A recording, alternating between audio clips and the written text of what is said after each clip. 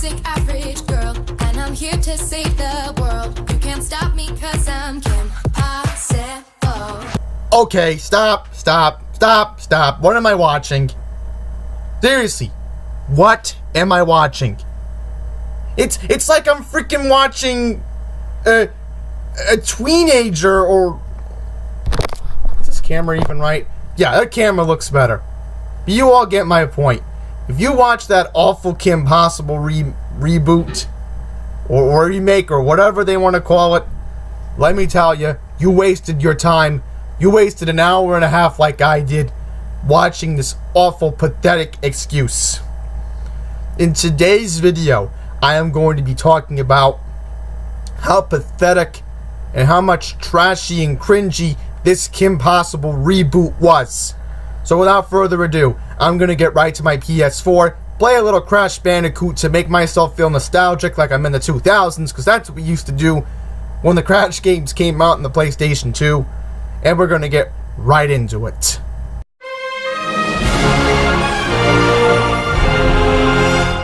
Okay, where do I even begin with how bad this Kim Possible reboot was?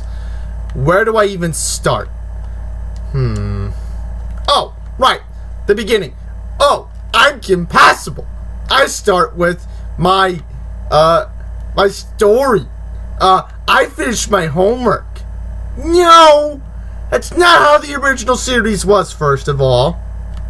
If anybody has watched it, your childhood was awesome. But that's not the point. Then they have cringy storyline of a scientist with slime, and then the kid who plays Ron, who I'm gonna make an epic rant about later on in this video. But to make this thing so cringy, alright, these actors who were in this live action production, the three main leads, they were at least under 18, which, number one, I have a problem with.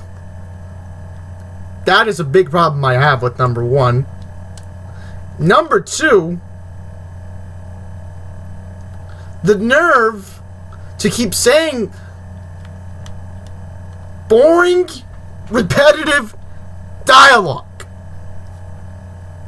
Okay, you don't need to say what's the stitch every few freaking minutes.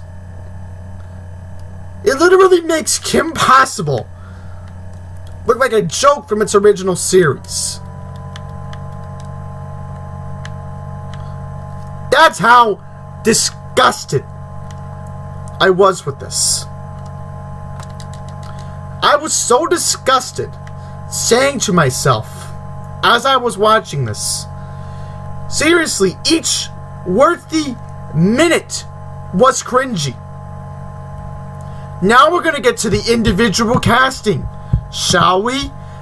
Sadie Stanley, the girl who we just watched in the beginning of this video, at least 15 years old. Sean Glyndebourne, good actor as Adam Goldberg in The Goldbergs. If you have not seen it on Hulu, go watch on Hulu or find a way to watch it. The current episodes are on the ABC app, but sorry, Sean. You make a good nerd in the 1980s. Just not in a live-action Disney reboot. Alright? And second of all, you want to know how old this kid is? He's 19. He's going to be 20 in May. Makes it even more of a joke. And then, what makes this even more cringier is the fact that you have a cyborg named Athena, who Dr. Tragan, who we're going to get into in just a second, pretty much played the evil person, or the robot, and awful. Just awful. Can you say it was more cringy? Because I could keep going on and on and on how cringy this kept going. A complete joke. Now, I will admit something. The kid who played Wade wasn't that bad. That was the only good part about this reboot, was that the kid who played Wade did have his moments. But again, with Kim and Ron's dialogue, it was, even when they tried making it serious, it was cringy enough to a point where I said to myself, the original cast with Christine Collison Romano and Will Friedle, better dialogue. Way better dialogue. And we'll compare this to the original animated series in just a second, because it's time to go way, way deeper into how disgusted I was with the main villain. We're going to talk about Dr. Tragen. Yes, the original badass from Kim Possible. It was that bad to even watch this. So disgusted with the fact that whoever this guy who played Tragen, Todd Stashwick, whoever his name is, this guy literally could not, and I mean not, get the part of Dr. Tragen correctly. That's how bad this was. It was so disgusting seeing this person play Dr. Tragen. And then the nerve that he's either going to be in Suicide Squad 2. Oh God, this is not going to be good.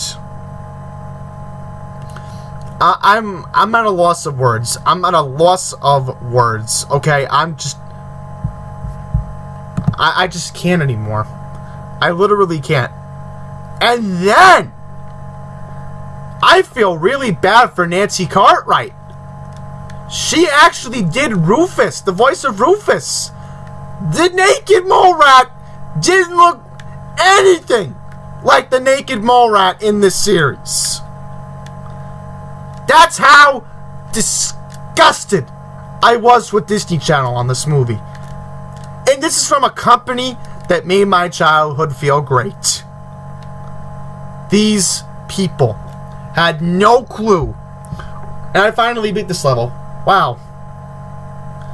I've been trying to beat this level for a long time. I keep failing. But I just want to quickly see how many boxes I missed.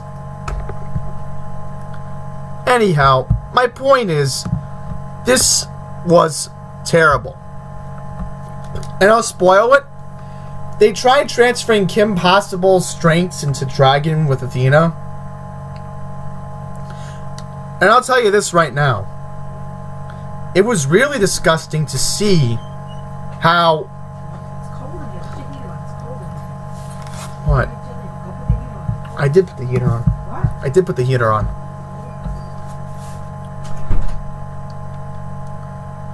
But I'll tell you what's even more disgusting. The fact that the dweebs, as Kim Possible called them,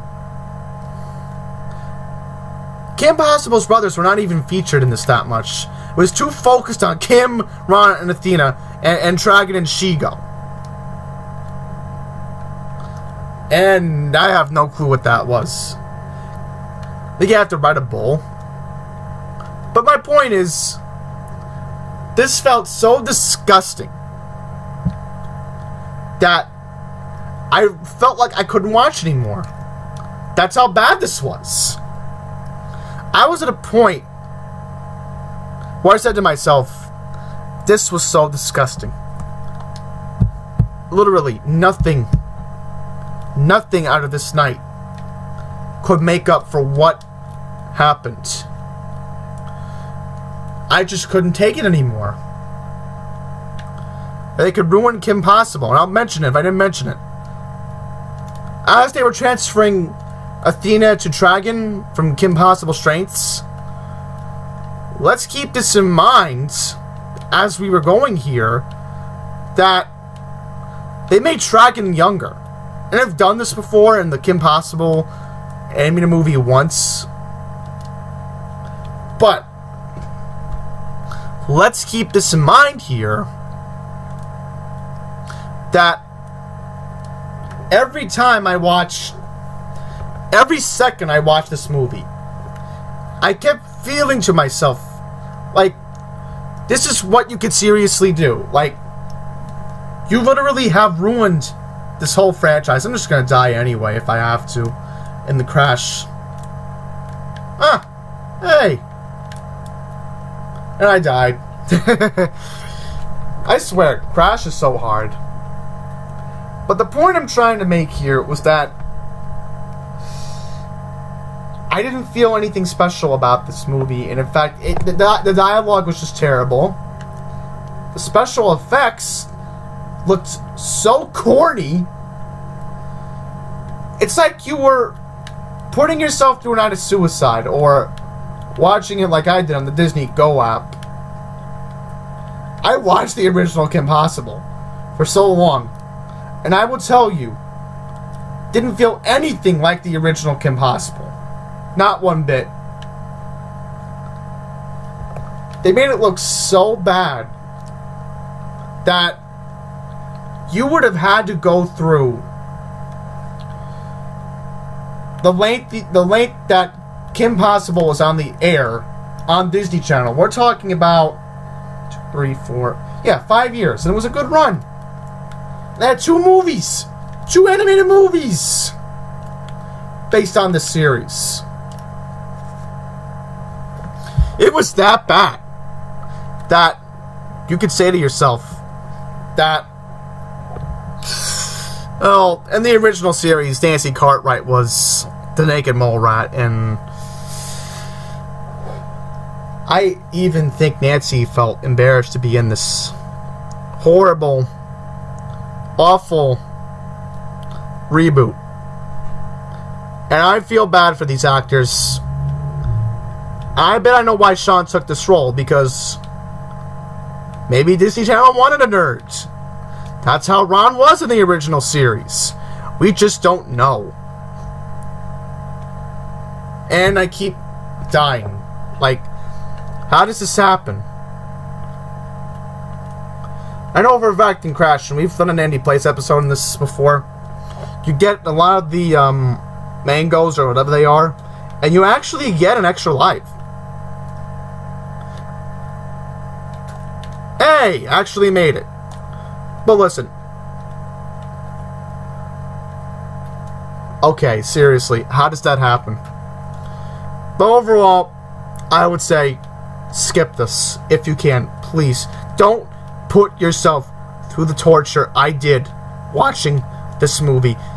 Do what I did. And you know what? Oh, extra life, good.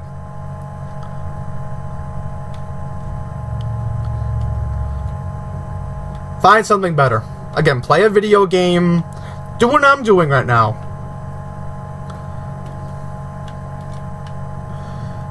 Because certainly much better. You're much better off doing what I'm doing right now. I'm playing Crash on a PS4, which get this game on eBay for like $20 now. Go back to something nostalgic. Even play the original Kim Possible game on the PlayStation 2. Because we will do it eventually, because the game's actually pretty cheap on eBay, but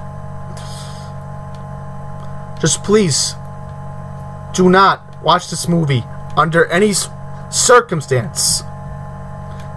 Tell Disney Channel you feel bad that you don't want to do this, but tell them this is not right. You ruined the whole franchise.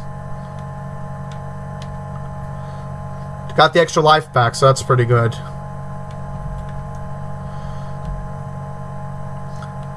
But listen, I will wrap it up on this point, and that is, don't torture yourself. Don't watch this if you don't have to. If you're a critic and you needed to review it, then by all means, go ahead. I have friends who are like that. And he agreed with me, if he's watching this video, that it was a serious waste of time. Too much hype. They kept hyping it up too much on their network. And Disney Channel, when I was growing up, made better movies than this. And I will wrap up my point by saying, watch the original series on the Disney Now app if you can, because you're going to save yourself a whole lot of pain, agony, and just misery watching corny dialogue, horrible special effects, bad storyline, terrible acting, and honestly, just, skip it if you can. So that being all said, that's going to wrap up my epic rant about the brand new Kim Possible movie. And one more point I want to make is that the original song was sung by Christina Milian, very talented singer, and thank goodness they made her sing the original song. So I'm going to get going before I give you all nightmares with the Game Over skull. Thank you all for watching. Until the next one, please take care.